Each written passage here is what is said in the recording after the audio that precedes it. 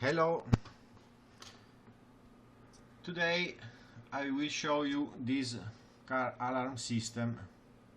This is the Hawk, and you can see here the remote control. Okay, this is the remote control, and they claim to be made in England, but if you turn it, you could see that there is this sign.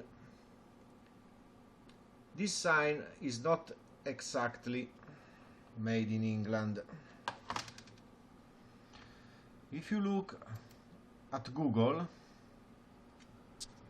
you will see that on the left side there is the Community European mark, and on the right side the China export mark.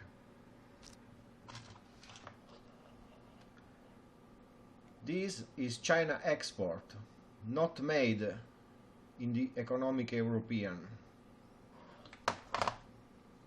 So I will start to look for another kind of alarm system, and I have found this. This is always Hawks, and this is a China website,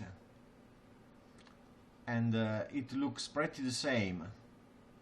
It is different, made from only from the external, but it seems it seems the same. I will put the link in the description of my video. China made, remember, not made in England.